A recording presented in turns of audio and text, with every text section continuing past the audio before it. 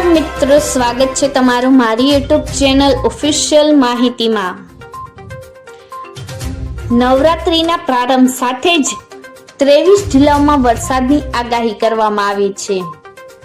તો ગુજરાતમાં હવામાન કેવું રહેશે આના વિશેની સંપૂર્ણ માહિતી મેળવવા માટે આ વિડિયોને અંત સુધી જરૂર નિહાળજો અને હજુ સુધી મારી ચેનલને સબસ્ક્રાઇબ ના કરી હોય તો સબસ્ક્રાઇબ કરી લેજો। મિત્રો, વરસાદની આગાહીની સાથે ગુજરાતભરમાં આસો નવરાત્રીની શરૂઆત થઈ ચૂકી છે।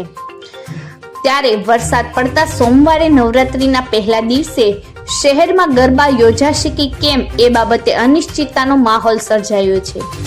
રવિવારે અનેક વિસ્તારોમાં વરસાદ ખાબકતા અનેક વિસ્તારોમાં પાણી ભરાતા લોકોના મનમાં એક જ પ્રશ્ન છે, આ જે વરસાદમાં ગરબા રમવા દેશે કે નહીં। મિત્રો, ત્યારે આગામી દિવસોમાં ગુજરાતનું હવામાન કેવું રહેશે એ અંગે આપણે માહિતી મેળવીએ। ગુજરાતમાં 27મી સપ્ટેમ્બર સુધી વરસાદ રહેશે।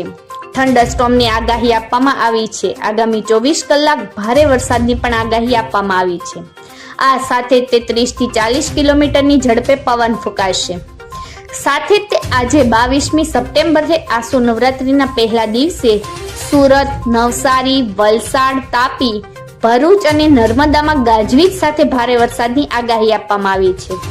આ સાથે જ આજે સાબરકાંઠા, ગાંધીનગર, અરવલ્લી, ખેડા, અમદાવાદ, આણંદ, પંચમહાલ, દાહોદ, મહીસાગર, વડોદરા, છોટાઉદેપુર, નર્મદા, ભરૂચ, સુરત, તાપી, નવસારી, વલસાડ, સુરેન્દ્રનગર, રાજકોટ, જામનગર, પોરબંદર, જૂનાગઢ, અમરેલી, ભાવનગર, મોરબી, દ્વારકા, ગીર સોમનાથ અને બોટાદ જિલ્લામાં છૂટાછવાયા સ્થળોએ હળવાથી મધ્યમ વરસાદ પડવાની આગાહી આપવામાં આવી છે। આ સાથે જ આ વિસ્તારોમાં ગાજવીજ થવાની પણ આગાહી આપવામાં આવી છે।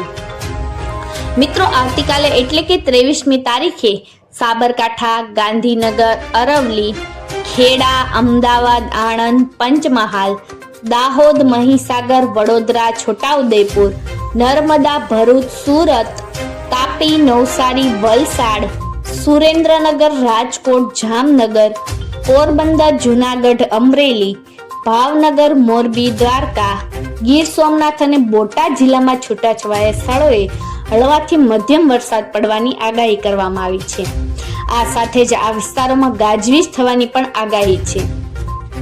મિત્રો, આવી જ વધુ માહિતી મેળવતી રહેવા માટે મારી ચેનલ સાથે જોડાયેલા રહેજો।